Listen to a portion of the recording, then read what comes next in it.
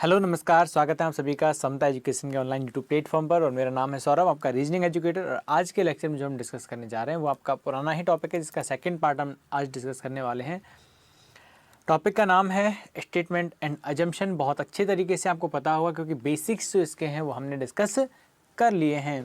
आज हम कुछ क्वेश्चन यहाँ पर देखेंगे और ये देखेंगे किस तरह से क्वेश्चन को हम एग्जाम में क्रैक करते हैं। ठीक है, चलिए यहाँ पर आज खास क्या है कि आज हम क्वेश्चंस को टाइमर के साथ करने वाले हैं। यानी एक क्वेश्चन को करने के लिए आपको 40 सेकंड्स का आपको टाइम मिलेगा। ठीक है, जिसमें आपको सोचना है। अजम्पशन तो पता है आप सभी को, अजम्पशन क्या होता है? एक hidden part of A statement. एक स्टेटमेंट कहा जाता है, इसके बाद में उसके पीछे का जो भाव होता है, जो सोच होती है, वो आपको बताना होती है। That is assumption. ओके, चलिए सो पेश है आपके लिए आपका फर्स्ट क्वेश्चन। आपको मिलेगा 40 सेकेंड आंसर कंक्लूड करने के लिए। इसके बाद हम उसको डिस्कस करेंगे। चलिए, ये है आपका question.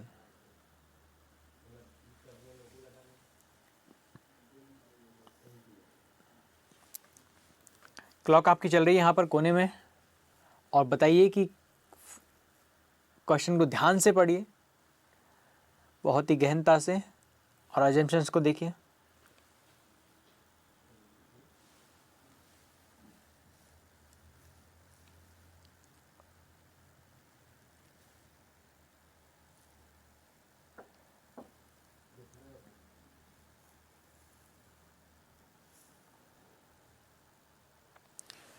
Okay, so time's up. यहाँ पर लिखा हुआ है कि length of the organisation should promote employees on the basis of merit alone and not on the basis of length of service और सीनियरिटी। वो कह रहा है, किसी ने कहा है कि ऑर्गेनाइजेशन को प्रमोट करना चाहिए अपने एम्प्लॉयज को on the basis of merit alone, केवल और केवल मेरिट के आधार पर, not on the basis of length of service और सीनियरिटी। ऐसा नहीं कि आप 20 साल से कंपनी में काम करें, आपको प्रमोट कर दिया।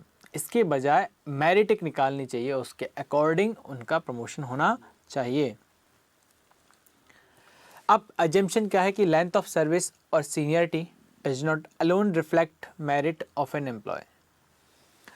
लेंथ ऑफ सर्विस और seniority does not alone reflect their merit of an employee. वो कहने का मतलब है कि केवल एक पर्सन की जो लेंथ ऑफ सर्विस है वही केवल उसकी मेरिट को डिफाइन नहीं करती है। ऐसा नहीं है कि चलो एक तरह से कंपनी आपको रख रही है लेकिन आप इतने प्रोडक्टिव नहीं हैं, उतने अच्छे से आप काम नहीं कर रहे हैं, लेकिन वहीं एक और है पर्सन है जो कि बहुत अच्छा काम कर रहा है लेकिन आपसे कम उसने कंपनी में वक्त दिया है, तो जाहिर सी बात है कंपनी को उस पर्सन को प्रमोट करना चाहिए जो बेहतर काम कर रहा है। ठीक है, समझ में आ गया? तो यहाँ पर फर्स्ट टाइम क्या हो जाएगा? सही हो जाएगा।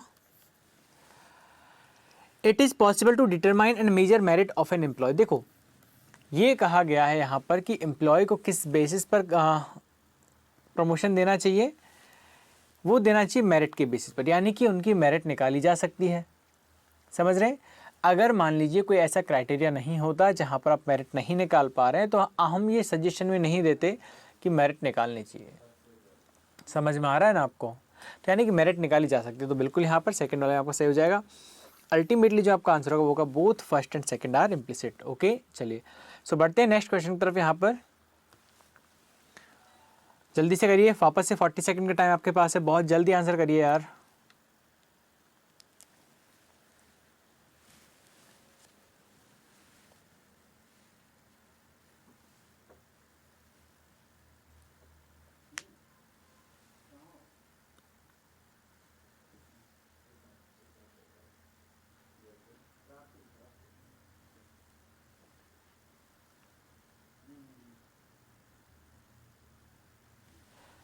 चलिए रहिए, 5 सेकंड का टाइम आपके पास रह गया है।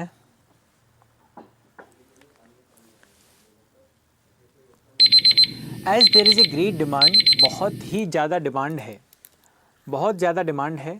And every person seeking tickets of the programme will be given only 5 ticket. ध्यान से समझिएगा इस बात को, टिकट्स की डिमांड बहुत ज़्यादा है। ठीक है, तो क्या है कि अब ये डिसाइड किया गया है कि हर एक पर्सन जो प्रोग्राम का टिकट लेने आ रहा है उसको केवल और केवल कितने टिकट दिए जाएंगे? 5 टिकट दिए जाएंगे। कितने दिए जाएंगे? ओनली 5 टिकट्स उसको प्रोवाइड करवाए जाएंगे। समझ में आ गया आपको बात? Because there are many people who are willing to take tickets more than 5, we can assume it. समझ में आ रहा है आपको? देखो, अगर गवर्नमेंट कहती है कि हम एक से ज़्यादा नहीं देंगे, तो जाहिर सी बात है लोगों के अंदर ये ख्वाहिश थी कि उन्हें वो एक से ज़्यादा मिले। तभी तो एक बैरियर कब सेट किया जाता है, एक बैरियर कब सेट किया जाता है, जब आप उससे आगे निकले तो आपको रोकने के लिए एक बैरियर सेट किया जाता है। यदि आप पहले ही उससे पीछे रहें तो कोई बैरियर आपके लिए नहीं क्रिएट होगा। मान लीजिए आप सभी लोग पहले ही 3 खरीद रहे हैं, तो क्या गवर्नमेंट डिसाइड करेगी 5 का एक जो लिमिट है वो डिसाइड करेगी? नहीं करेगी ना। क्यों? क्योंकि ऑलरेडी लोग पहले ही 3 खरीद रहे हैं, 2 खरीद रहे हैं, 1 खरीद रहा है, 4 खरीद रहे हैं, ठीक है। लेकिन उनको लगा कि बहुत सारे लोग हैं, वो 10, 20, 50 टिकट ले जा रहे हैं, बाद में ब्लैक भी कर सकते हैं टिकट्स को। तो गवर्नमेंट ने क्या किया? गवर्नमेंट ने रेस्ट्रिक्शन लगा दिया है कि we will not provide more than 5 ticket to 1 person. समझ में आ गया? तो देखिए, क्योंकि डिमांड क्या है, बहुत ज़्यादा है। The organiser are not keen to selling of the ticket. इसका मतलब क्या हो बताइए? इसका मतलब ये है कि जो ऑर्गेनाइजर है वो आर नॉट विलिंग, वो इच्छुक ही नहीं है to on the selling of ticket, वो टिकट बेचने के इच्छुक नहीं है। बताओ, ऐसा होता है क्या? अरे भैया, प्रोग्राम कर रहे हैं, लोगों की लाइन लगवा रखी है, तो जाहिर सी बात है टिकट तो बेचने हैं उन्हें। समझ में आ रहा है? लेकिन क्या है, वो चाहते हैं कि ऐसा ही नहीं कि लोग बस लेके चले जाएं, लेके नहीं चले जाएं, ठीक है। पता लगे कि एक ही पर्सन सारे ले गया, वो तो 500 का बेच रहे थे, अब वो सारे टिकट लेके फिर 600 का बेच रहा है, लो दलाल बन गया वो, तो गलत है। Organiser are not keen to selling tickets, ये गलत हो गया, ठीक है, क्योंकि ऑर्गेनाइजर्स तो हैं वो तो खुद टिकट बेचना चाहते हैं। फिर इसके बाद है no one is interested in getting more than 5 ticket. कोई भी पर्सन ऐसा नहीं है जो 5 टिकट से ज़्यादा खरीदने का इच्छुक है। बताइए, ये मैं आपको समझा चुका हूँ। अगर कोई पर्सन दोस्तों ऐसा होगा ही नहीं जो 5 से ज़्यादा टिकट खरीदना चाहता है, तो गवर्नमेंट या ऑर्गेनाइजर या कोई भी वो बैरियर सेट ही नहीं करता। आपको बात समझ में आ रही है ना? ठीक है। इसका मतलब कुछ लोग हैं जो और भी ज़्यादा टिकट खरीदना चाह रहे हैं, तो no one is interested in getting more than 5 tickets बिल्कुल क्या होगा? गलत होगा, ठीक है। तो आंसर हो जाएगा neither one not two. Next question फिर से आपके लिए 40 सेकेंड के लिए, चलिए स्टार्ट करिए।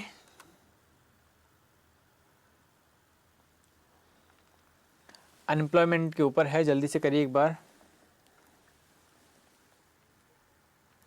क्या बेहतरीन आंसर आप यहाँ से निकाल सकते हैं?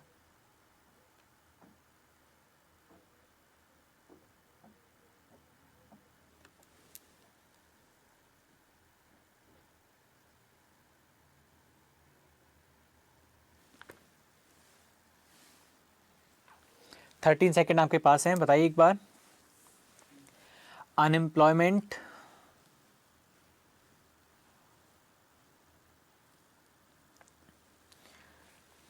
Unemployment allowances should be given to all unemployed Indian youth above 18 years of age। 18 साल से ऊपर जितने भी लोग हैं उनको बेरोजगारी भत्ता मिलना चाहिए। अब यहाँ पर आपको अपना जो एक परसेप्शन है वो यहाँ पे नहीं छोड़ना है, हाँ हाँ सर मिलना चाहिए, 10-20 हज़ार रुपया मिलना चाहिए सर, हम बेरोजगार हैं, ऐसा नहीं करना है।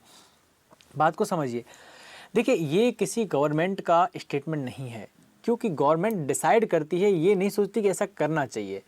यहाँ पे एक ये जनरल पब्लिक का परसेप्शन, एक एडवाइस है या आप कुछ भी कह लीजिए कि एम्प्लॉयमेंट अलाउंस शुड बी मतलब दिया जाना चाहिए, यानी कि ये कह सकते हैं एक सलाह है, ठीक है, या एक ख्वाबी पुलाव है, ये भी आप कह सकते हैं। हाँ, तो अजम्पशन क्या है इसके पीछे कि there are unemployed youth in India who needs monetary support. मतलब कि भारत में ऐसा अनएम्प्लॉयड यूथ है जिसे कि मॉनेटरी हेल्प की ज़रूरत है।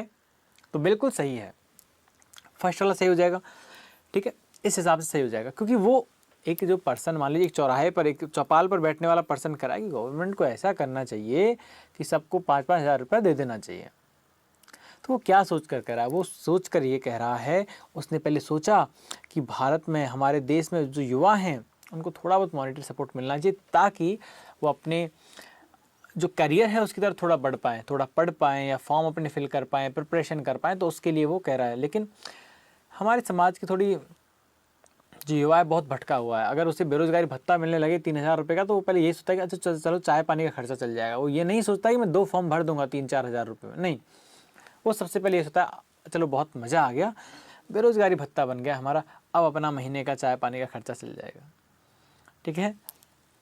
तो चलिए, मॉनेटरी सपोर्ट उसके लिए नहीं, मॉनेटरी सपोर्ट पढ़ने के लिए, ठीक है। The government has sufficient fund to provide allowances to all unemployed youth. Government के पास एक पर्याप्त फंड्स हैं to provide allowance to all unemployed youth की गवर्नमेंट के पास पर्याप्त फंड्स हैं। अब देखिए, यहीं पर मैं आपको दो चीज़ें सिखा रहा हूँ। अगर यही बात गवर्नमेंट ने कही होती कि हम यूथ को अगले साल से या अगले मंथ से हम एक अनएम्प्लॉयमेंट अलाउंस जो देने जा रहे हैं, अगर ये बात गवर्नमेंट कहती, इसका मतलब कि गवर्नमेंट अलाउंसेस दे रही है। क्यों दे रही है? क्योंकि गवर्नमेंट के पास पैसा है, समझ रहे हैं। लेकिन ये बात पता नहीं किसने कही है, ठीक है, यहाँ पर क्लियरली डिफाइन नहीं है, बस ये एक सजेशन है। तो आप सजेशन के बिहाफ पर नहीं जा सकते गवर्नमेंट के पास फंड है या नहीं है, ठीक है। बहुत सारे लोग ऐसे भी कहते हैं ना, यार अब तो तुझे बाइक ले लेनी चाहिए। तो इसके पीछे एजम्पशन क्या है? पहली बात तो ये कि उसको बाइक की ज़रूरत है। दूसरी बात, आप ये नहीं सोच सकते उसके पास पैसे होंगे, समझ रहे हैं। तो यहाँ पर आप ये नहीं सोच सकते उसके पास पैसे होंगे या नहीं होंगे गवर्नमेंट के पास।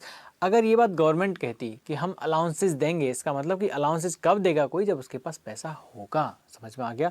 सेकंड वाला रॉन्ग होगा, फर्स्ट वाला सही होगा। तो आंसर होगा A, only assumption first is implicit. पेश है आपके लिए अगला क्वेश्चन, बहुत बेहतरीन क्वेश्चन है, बनाइए। चलिए, क्या होगा आंसर?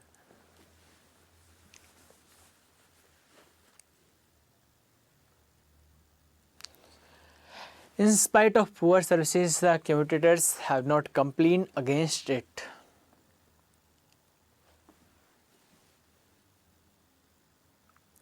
बताइए दोस्तों, क्या आंसर होगा? 20 सेकेंड आपके पास रह गए हैं।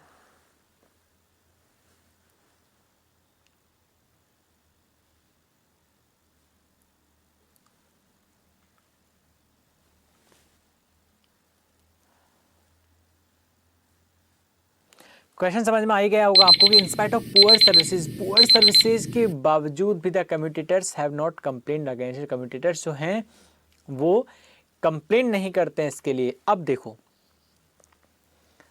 क्या सोचकर कहा गया है, generally people does not tolerate poor services. Generally लोग हैं वो जो पुअर सर्विसेज है उनको टॉलरेट नहीं करते हैं, ये तो बिल्कुल सही है, ठीक है। खराब सुविधा को, खराब व्यवस्था को कौन लाइक करता है, कौन पसंद करता है? कोई नहीं करता। तो ये फर्स्ट वाला सही हो गया आपका। सेकंड है complain sometime improve services. Complaints जो है वो कभी कभी सर्विसेज को सुधार करती है। देखो, अगर यहाँ पर ये होता है कंप्लेंट्स ऑलवेज इम्प्रूव सर्विसेज, तो गलत होता।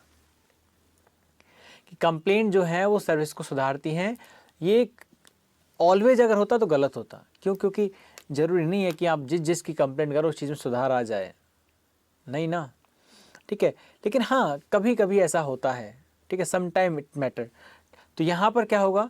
Complaint some time improve service, ये भी आपका सही हो जाएगा। तो यहाँ पर दोनों आपके सही हो जाएंगे, both first and second implicit, ठीक है।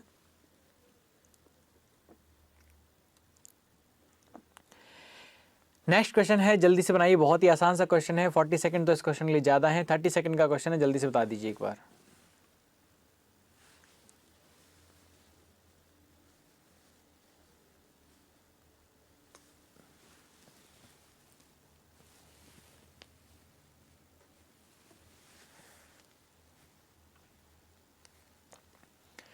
You have only 15 seconds to conclude the answer of this question. Your question is very, very, very easy. Okay, time's up. So question is that if you are an engineer, देखो question पे जाइए, तो बहुत से पढ़ लेते हैं question को, मीनिंग पे नहीं जाते। मीनिंग क्या है? If you are an engineer, you are not an engineer, you are suppose to be an engineer. आपको कहा जाए यदि आप इंजीनियर होते, एक हाइपोथेटिकल सेंटेंस है, if you are an engineer, यदि आप एक इंजीनियर हैं, we have a challenging job for you, तो आपके लिए हमारे पास एक चैलेंजिंग जॉब है।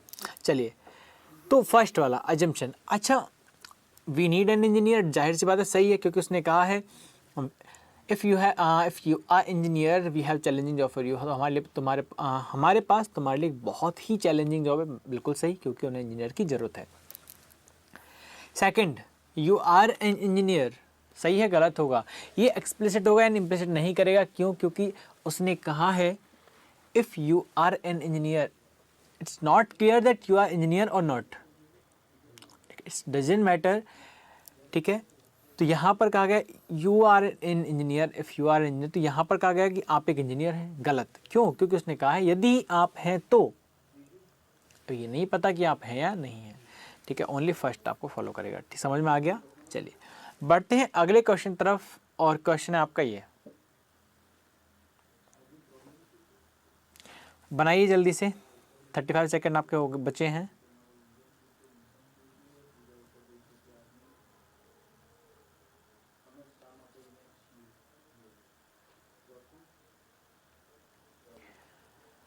जल्दी करिए दोस्तों।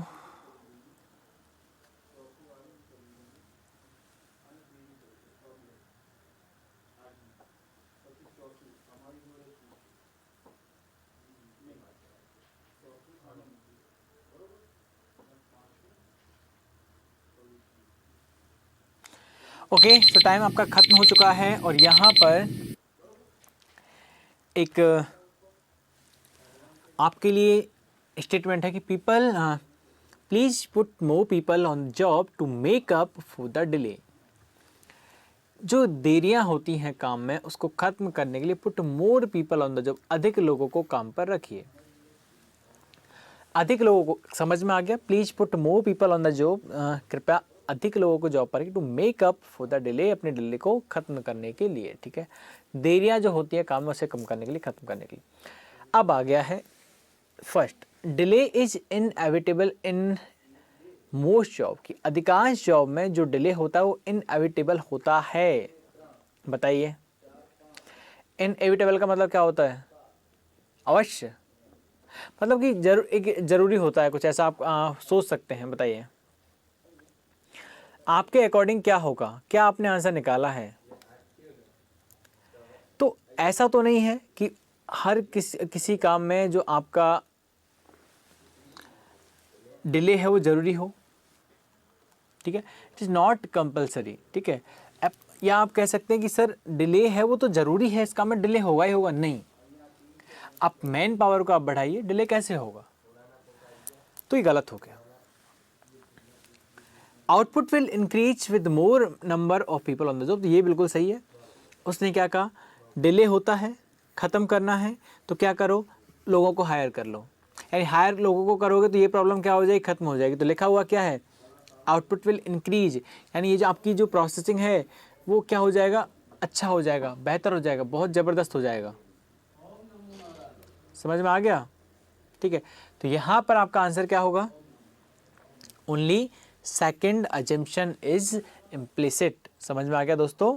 चलिए बढ़ते हैं नेक्स्ट क्वेश्चन तरफ, वहाँ भी आपको मिलने वाले हैं 40 सेकेंड। चलिए बताइए।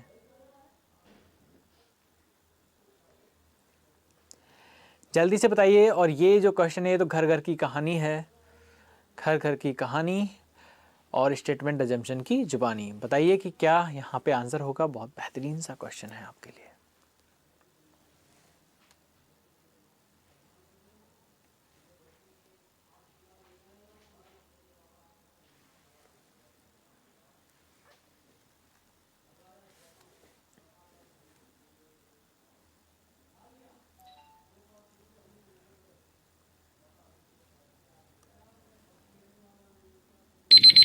ओके, तो यहाँ पर देखते हैं कि क्या यहाँ पे आपका आंसर बनेगा। So your question is, he has clearly mentioned that Rohit's mother instructed him to return home by train if it rain heavily. ठीक है, तो ये इंस्ट्रक्टेड दिया गया है बाय रोहित्स मदर। क्लियर है? अजम्पशन क्या है? रोहित की माँ ने क्या कहा कि यदि बहुत बारिश होती है, ठीक है, हिम टू रिटर्न होम, घर लौटने के लिए कहा, बाय ट्रेन, ट्रेन से आना, if it is rain heavily, यदि बहुत तेज बारिश होती है भैया लौट के किससे आना, आपको ट्रेन से आना है। अजम्पशन क्या हो सकता है? अजम्पशन, माँ ने क्या सोचकर कहा, माँ ने क्या सोचकर कहा? माँ ने कभी ये सोचकर तो नहीं कहा होगा कि ये एकदम पशुतुल्य मनुष्य है, ऐसा तो नहीं कहा होगा। भाई सबकी माँ है, उसे अपने बेटे फ़क्र होता है, वो सोचते हैं कि हाँ हमारा बेटा बहुत इंटेलिजेंट। लेकिन जो वो कहा है उसने एज ए क्वेश्चन कहा, एक चेतावनी रूप में कही, एक सलाह के रूप में कही, ठीक है। Rohit may not be able to decide himself if it is and heavily, कि रोहित जो है वो खुद डिसाइड नहीं कर पाएगा यदि बरसात तेज होती है तो। इसलिए उसकी माँ ने उसे समझाया है। बताओ ऐसा होता है क्या? गलत। माँ है, आप घर से निकलते तो आपसे कहती है बेटा आराम से जाना, ठीक है, आराम से जाना। तो इसका कहने का मतलब ये नहीं कि आपकी अगर माँ नहीं कहेगी तो आप दौड़ के जाओगे। आपकी माँ आपसे कहती है बेटा खाना खा लेना, इसका मतलब ये नहीं है कि वो आपसे कह रही है कि उसके कहने पे आप खाना खाओगे। अगर उन्होंने नहीं कहा खाना मत खाना तो आप खाना नहीं खाओगे, ऐसा नहीं है। वो एक प्यार, प्रेम, ममता जो है वो उनके अंदर भरी हुई है, तो उसको वो एक परवाह के रूप में उन्होंने कहा है, तो यहाँ पे गलत हो जाएगा, ठीक है। सेकंड, द ट्रेन में ply even if the train heavily. उन्होंने कहा है कि बच्चा अगर बरसात हो तो ट्रेन से आता ना, इनका इसका मतलब कि उनकी माँ ने सोचा है कि अगर बरसात होती तो ट्रेन तो चलती ही चलती है। सेकंड वाला सही हो जाएगा। द ट्रेन में ply even if it rain heavily, यदि बारिश तेज होती है तो भी ट्रेन तो चलती ही है, ठीक है, समझ में आ गया। चलिए, तो यहाँ पर आंसर आपका हो जाएगा ओनली सेकंड इज इम्प्लिसिट। चलिए बढ़ते हैं दोस्तों अगले क्वेश्चन तरफ। यहाँ पर चलिए,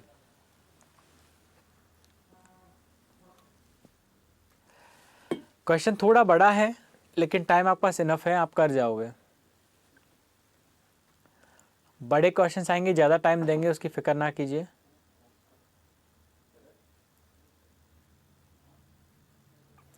बताइए क्या होगा। 15 सेकंड बचे हैं। क्या आप आंसर निकाल रहे हो यहाँ से 9 सेकंड में?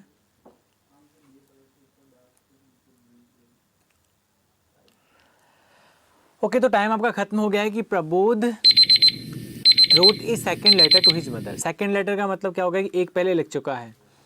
आफ्टर ए मंथ, एक महीने बाद। As he did not receive any reply for the first letter, उसने पहला एक लेटर था वो अपनी माँ को भेजा, उसका रिप्लाई नहीं आया तो उसने अब सेकंड वाला भेजा है। क्या सोचकर भेजा है?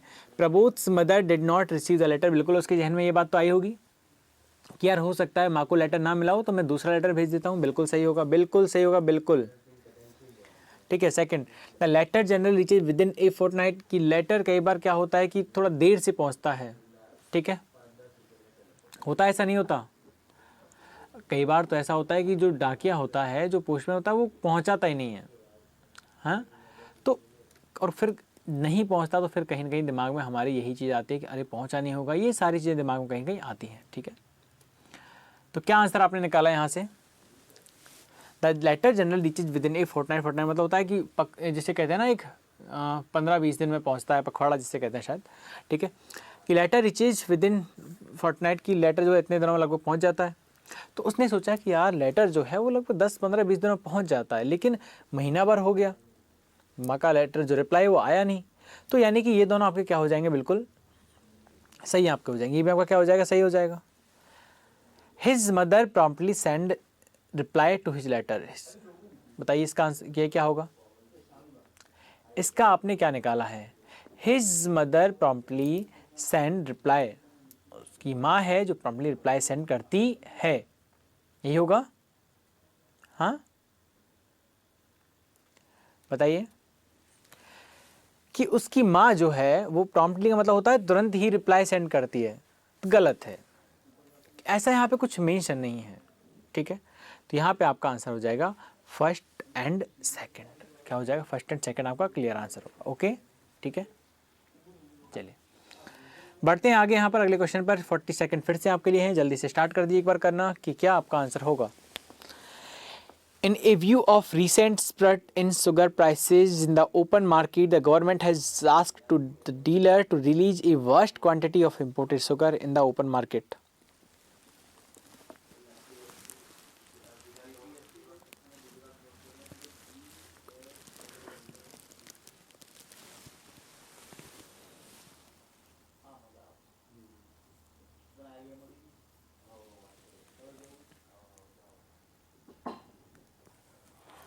एक साथ बहुत ज़्यादा तेज़ी आ गई है ओपन मार्केट में शक्कर की कीमतों में, चीनी की कीमतों में।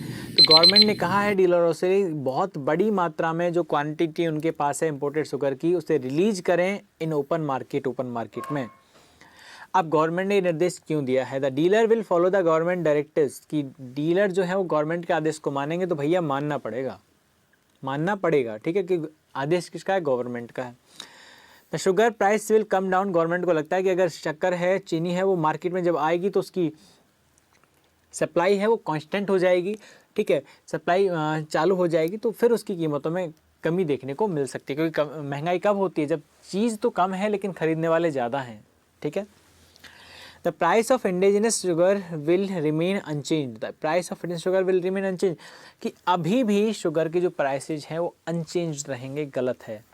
गवर्नमेंट को लगता है, गवर्नमेंट की नीति है कि भैया अगर हम इम्पोर्टेड शुगर को अगर मार्केट में रिलीज करते हैं तो ऑब्वियसली प्राइस क्या हो जाएंगे, कम हो जाएंगे, तो ये बिल्कुल सही है।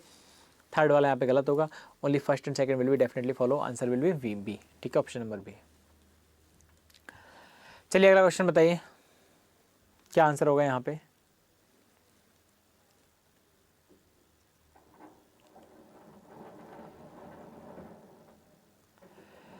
भैया चॉकलेट का क्वेश्चन है, बहुत ही इंपॉर्टेंट है, खाने पीने की चीज़ें हैं देखिए, तो क्वेश्चन तो फिर अच्छा होना ही है, हाँ।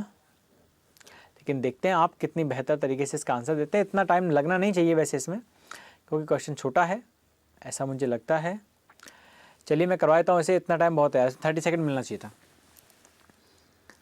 X chocolates is deal as gift for someone you love, कि जिसे आप प्यार करते हैं, जिसे आप मोहब्बत करते हैं, जिसे आप चाहते हैं, उसे गिफ्ट यदि आप देना चाहते हैं, तो हमारी जो चॉकलेट है, चॉकलेट एक्स, वो एक बेस्ट डील है। चॉकलेट का नाम एक्स है, ठीक है। एंड एडवर्टाइजमेंट, एक एडवर्टाइजमेंट दिया गया, अपने चाहने वालों को उपहार दीजिए क्या, चॉकलेट का। जैसे बहुत सारे ऐड आते हैं, रक्षाबंधन पे क्या कैडबरी का आता है, डेयरी मिल्क, कई तो बहुत सारे चॉकलेट्स के ऐड आते हैं, ठीक है। तो ऐसा एक एडवर्टाइजमेंट है कि अपने चाहने वालों को ये उपहार दीजिए। तो आगे है कि people generally gift to loved ones, लोग सामान्यतः गिफ्ट देते हैं जिन्हें वो चाहते हैं। सही बात है, क्यों? क्योंकि अगर लोग गिफ्ट देंगे ही नहीं, ऐसी कोई परंपरा ही नहीं है, ऐसी कोई रिवाज ही नहीं है, तो कंपनी एडवर्टाइजमेंट देगी भी नहीं ऐसा, ठीक है। तो फर्स्ट आपका क्या हो गया, सही हो गया। सच एडवर्टाइजमेंट जनरली इन्फ्लुएंस पीपल, ऐसे जो एडवर्टाइजमेंट है लोगों को प्रभावित करते हैं, बिल्कुल सही बात है। एडवर्टाइजमेंट जो है वो लोगों को इन्फ्लुएंस करने के लिए ही दिए जाते हैं कि लोग हमारे प्रोडक्ट से इन्फ्लुएंस हों और हमारे प्रोडक्ट को परचेज करें। Chocolates can be considered as gift item, chocolate को गिफ्ट आइटम की तरह कंसिडर किया जा सकता है, बिल्कुल सही किया जा सकता है, तभी तो उन्होंने कहा है कि ये एज ए गिफ्ट कंसिडर करें, ठीक है। तो ये भी क्या हो गया, सही। तो यहाँ पर सारे आपके सही हो जाएंगे दोस्तों, ऑल इज़ वेल, यानी कि सारे आपके आंसर सही हैं। बढ़ते हैं नेक्स्ट क्वेश्चन की तरफ कि क्या कुछ अगले क्वेश्चन में है। 40 सेकेंड आप खुद देखिए, इसके बाद हम देखते हैं।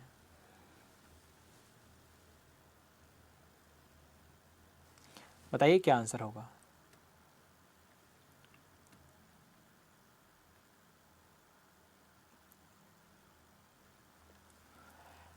क्या आंसर हो जाएगा बता दीजिए।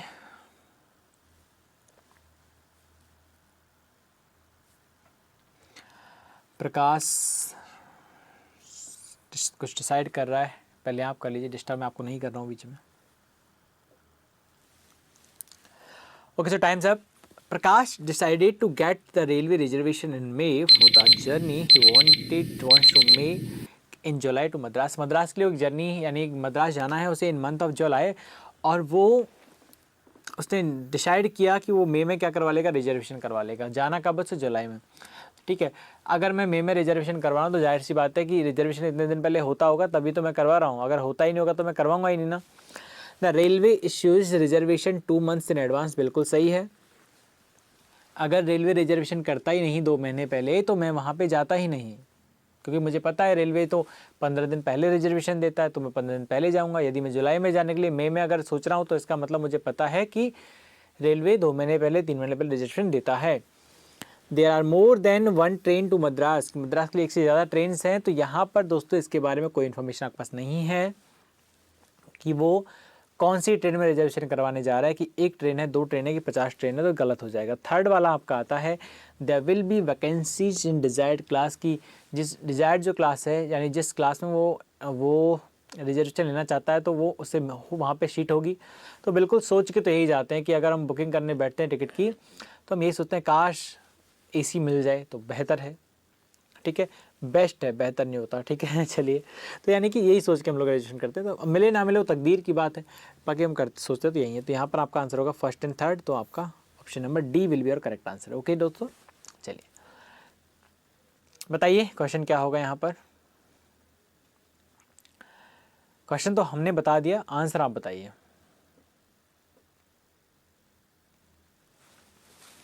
क्या यहाँ पे बेस्ट आंसर आप निकाल के लाओगे अपने क्वेश्चन के लिए? बताइए।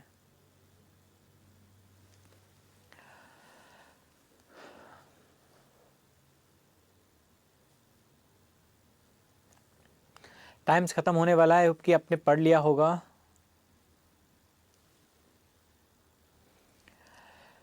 We won't be prepared to face any eventually, and all the assignment must be completed as per their scheduled, director told the faculty member। faculty member को बताया है कि we must prepare to face any eventually, किसी भी eventually को face करने के लिए हमें तैयार रहना चाहिए। and all the assignment must be completed, और सारे assignment complete होना चाहिए as per their schedule, जैसे शेड्यूल हुआ है। Director told the faculty member, director ने फैकल्टी मेंबर को कहा है। ठीक है, अजम्पशन इसके पीछे क्या क्या हो सकते हैं। There is a possibility of any serious eventuality, कि ऐसी कोई संभावना, कुछ सीरियस इवेंचुअलिटी हो सकती है। उसने कहा भी है, देखो प्रिपेयर रहो, तैयार रहो, किसी भी एनी यानी एनी ना किसी भी तरह की इवेंचुअली हो सकती है। ठीक है, तो यानी कि पॉसिबिलिटी है तो बिल्कुल सही है। उसने कहा भी है ऊपर, भाई तैयार रहना, मतलब संभावना तो है। Dates are fixed for the all assignment and all the, देखो ऊपर statement, and all the assignment must be completed as per their schedule, schedule के अकॉर्डिंग, यानी कि कोई ना कोई शेड्यूल तो फिक्स होगा, डेट तो फिक्स होगी, तो बिल्कुल सही है।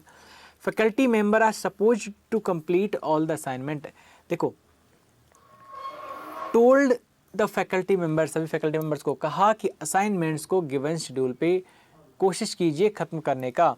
तो कहने का मतलब फैकल्टी मेंबर हैं, उनसे आशा की जाती है कि वो उसे टाइम पर, वक्त पर खत्म कर लेंगे। ओके, चलिए, so answer will be all follow, all conclusions will implicit. ठीक है, समझ में आ गया। तो यहाँ पे आंसर ऑल हो जाएगा। चलिए पेश है अगला क्वेश्चन आपके लिए, करिए इसे। क्या इसका आंसर होगा बताइए। कंप्लीटली एलिमिनेटिंग, क्या आंसर होगा इसका?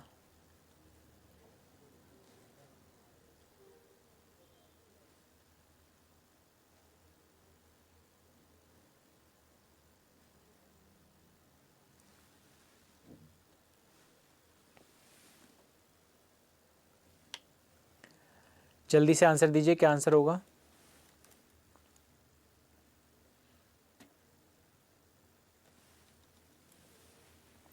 चलिए, कंप्लीटली एलिमिनेटिंग द से of executive is not acceptable. ठीक है, आप कह सकते हैं कि जो एग्जीक्यूटिव है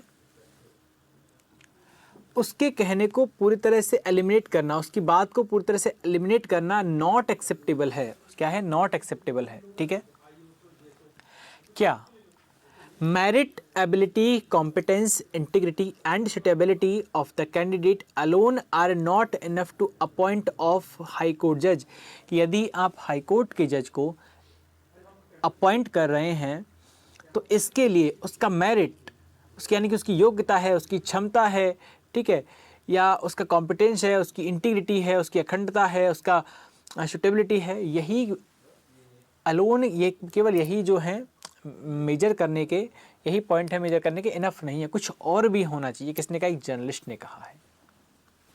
क्या सोचकर कहा है? The persons social outlook concern for public interest.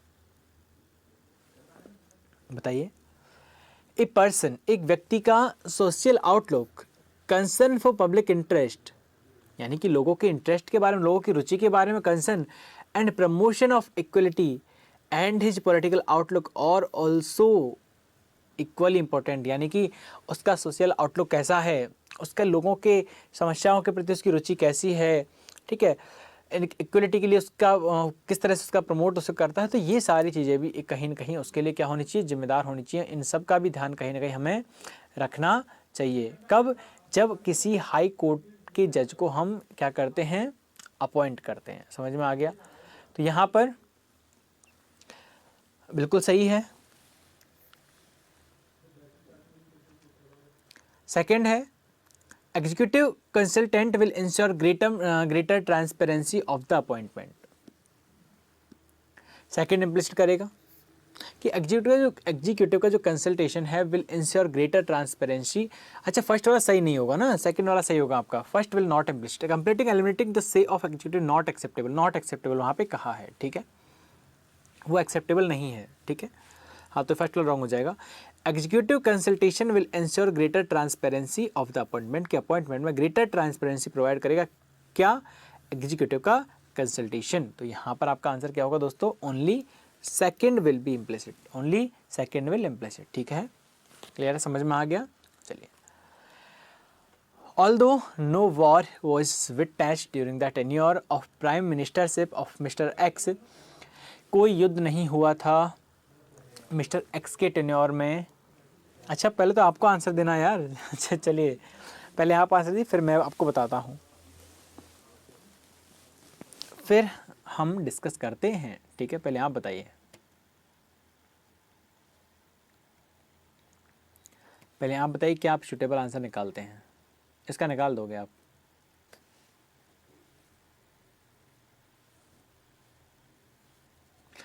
Okay, यद्यपि कोई युद्ध नहीं हुआ था प्राइम मिनिस्टर की मिनिस्टरशिप में, फिर भी बहुत सारे टॉप ब्रेवरी अवार्ड्स दिए गए बहुत सारे कॉप्स को, जवानों को। नेम ऑफ कर्बिंग टेररिज्म, आतंकवाद को समाप्त करने के नाम पर बहुत सारे मेडल्स दिए गए। And eliminating terrorist of different organisation belonging to our own state, जो कि और ऐसे एलिमिनेटिंग टेररिस्ट ऑफ यानी कि हमारे देश के अंदर जो टेररिस्ट ऑर्गेनाइजेशन है उनको भी एलिमिनेट करने के लिए, ठीक है, उनको मेडल्स दिए गए। ये कौन कर रहा है, एक सिटीजन, एक कौन कर रहा है, एक नागरिक कह रहा है कि भैया वो प्रधानमंत्री थे तो कोई तो युद्ध हुआ नहीं, बस अपने सैनिकों को, अपने कॉप्स को मेडल्स दे दिए, किसके नाम पर, बस देश के ही जो आतंकवादी संगठन है उनको दूर करने के नाम पर उन्हें मेडल्स दे दिए। चलिए, it is disgraceful of cops to name the act of killing terrorist of on own country as an act of bravery. It is disgraceful, यह तो बहुत ही गलत है, बहुत अपमानजनक है। ऑफ कॉप्स, जवानों के साथ, ये तो जवानों का अपमान है। To name of act of killing terrorist of on own country as act of bravery, ये तो हमारे जवानों का अपमान है यदि हम उन्हें देश के ही आतंकवादियों को मारने के लिए हम उन्हें बहादुर कह रहे हैं तो, या बहादुरी के वाला कार्य कह रहे हैं तो, ये उनका अपमान नहीं। देखो, कोई भी अगर हमारे देश के लिए, चाहे वो बाहरी पर्सन हो चाहे वो आंतरिक पर्सन हो, अगर वो हमारे देश की अखंडता को, संप्रभुता को किसी भी तरह से चोट पहुंचा रहा है, ठीक है, तो वो एक टेररिस्ट ही है। आतंकवादी का कोई धर्म नहीं होता, ठीक है।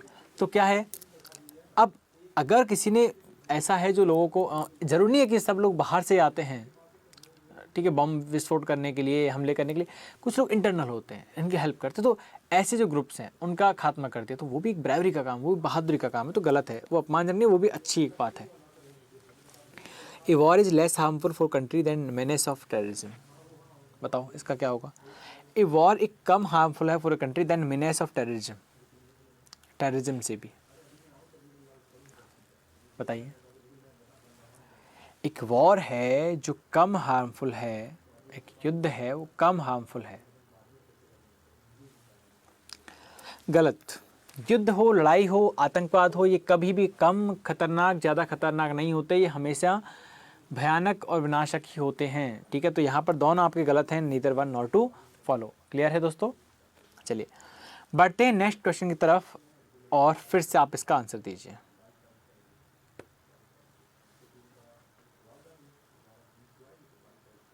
बताइए क्या आंसर होगा इस क्वेश्चन का।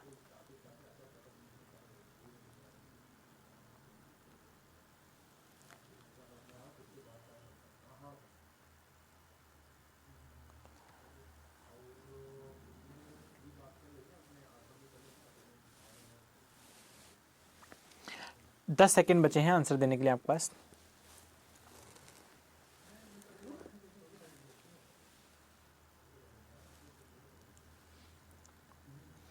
Government of state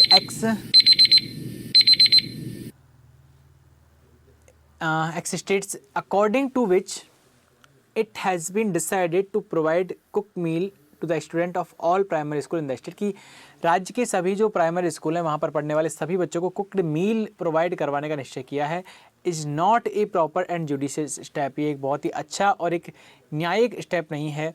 criticism bye a person, एक पर्सन के द्वारा इसकी आलोचना की गई है कि गवर्नमेंट को प्राइमरी में पढ़ने वाले बच्चों को कुक्ड मील नहीं देना चाहिए।